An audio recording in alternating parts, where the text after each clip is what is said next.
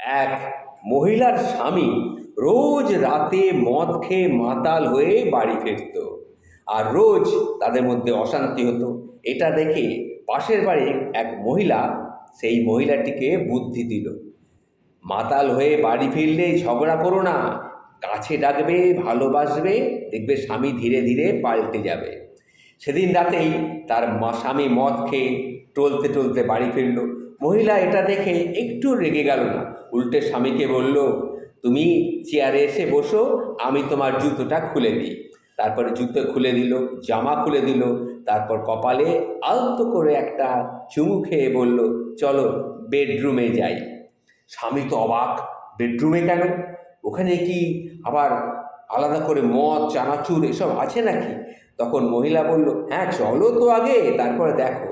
মহিলা দেখলো স্বামী তো এমনিতেই মদ খেয়ে আছে, তাই জল দিলেও ভাববে মদ। তাই সেই মতো বেডরুমে গিয়ে স্বামীর সঙ্গে জল খেয়ে মাতালের অভিনয় করতে লাগলো।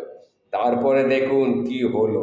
কিছুক্ষণ বাদেই স্বামী এক চড় মারল মহিলার গালে।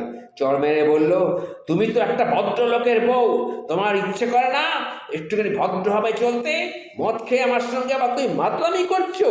তখন তার অর্ধাঙ্গিনী স্ত্রী বলল, না গো, আমি তোমার সঙ্গে মদ খেয়ে মাতলামি করছি না, আমি তো তোমার অর্ধাঙ্গিনী, তাই তোমার সঙ্গে তোমার আনন্দ সুখটা আমি ভাগ করে নিচ্ছি।